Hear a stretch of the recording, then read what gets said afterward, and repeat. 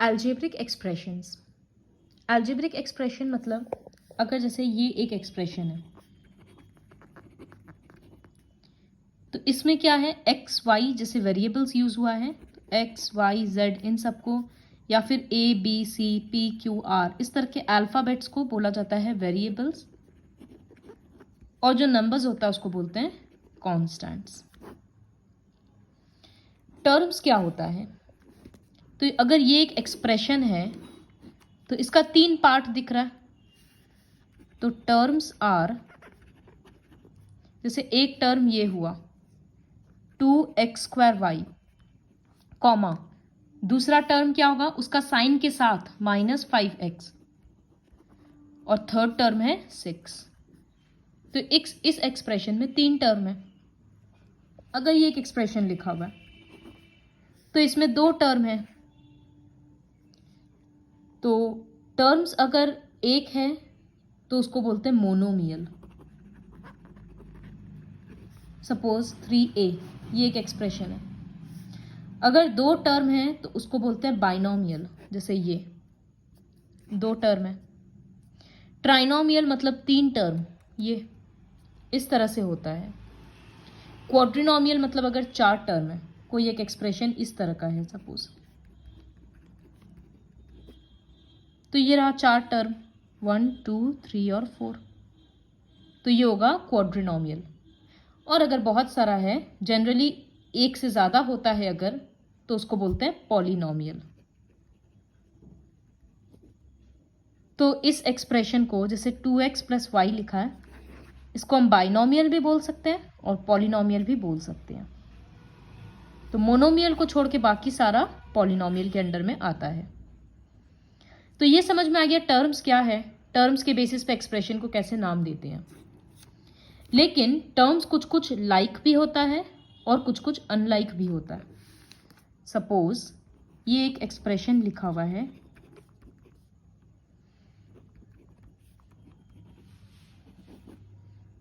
तो इसमें क्या दिख रहा है, दोनों का वेरिएबल पार्ट सेम है, एक्स वाई, तो ये हो जाएगा लाइक टर्म्स।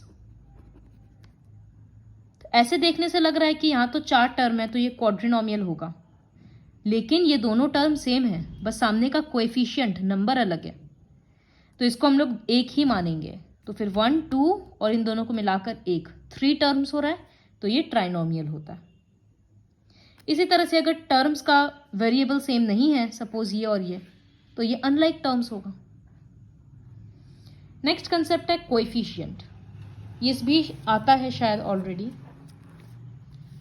सपोज एक एक्सप्रेशन लिख रहे हैं -2xy² + z², तो अगर हम बोल रहे हैं कोएफिशिएंट ऑफ y², और एक बार बोल रहे हैं हम न्यूमेरिकल कोएफिशिएंट ऑफ y², तो जब कोएफिशिएंट बोलते हैं इसका मतलब y² का पूछा है ना, तो y² को छोड़ के बाकी क्या बच रहा है उस टर्म में, -2x, तो उसका कोएफिशिएंट होगा -2x।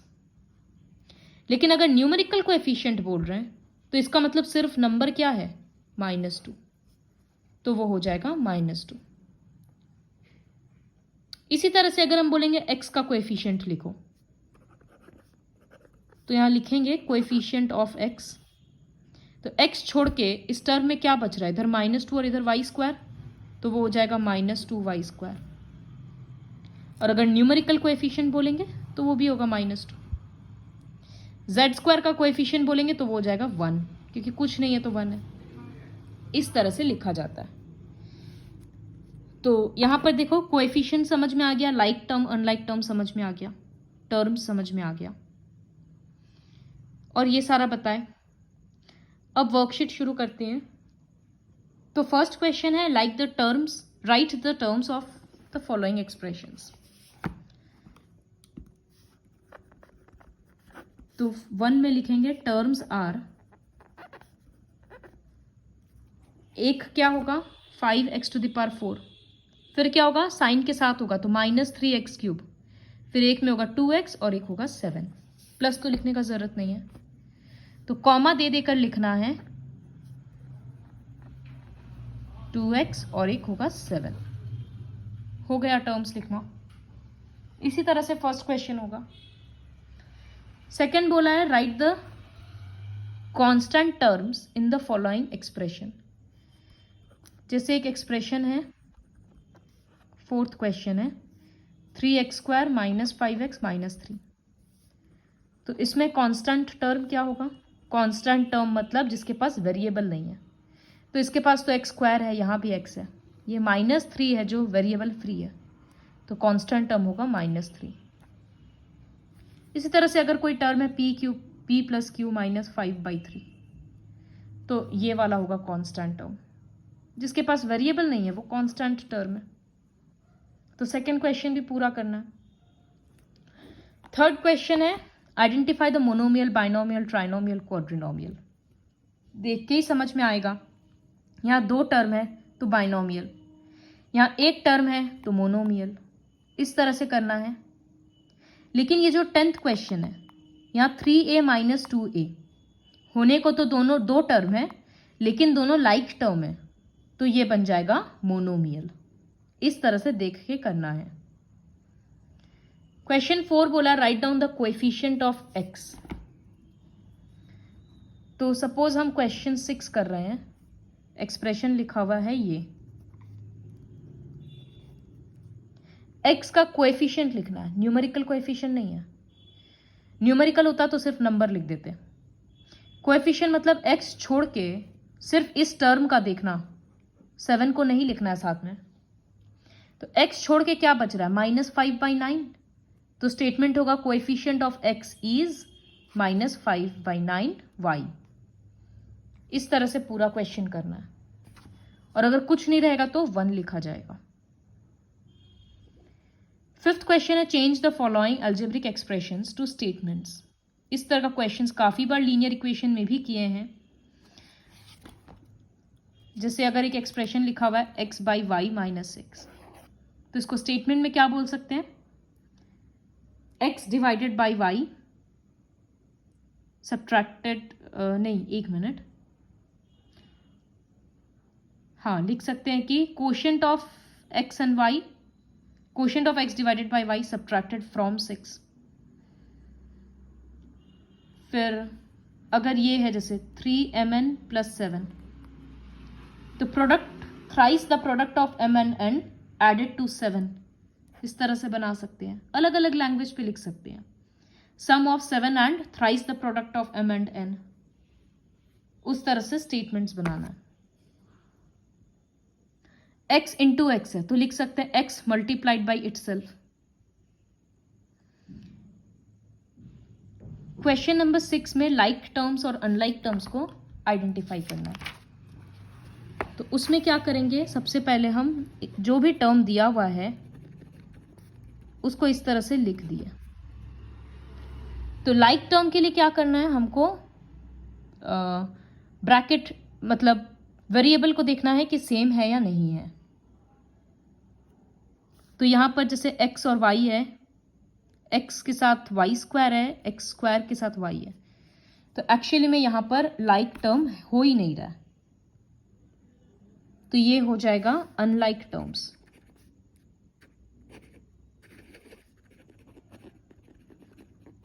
सब ये अनलाइक है। इसी तरह से अगर कोई दूसरा क्वेश्चन देखेंगे तो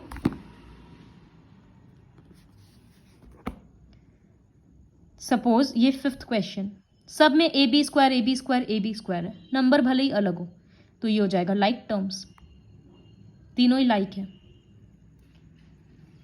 7th क्वेश्चन है identify the like terms in the following.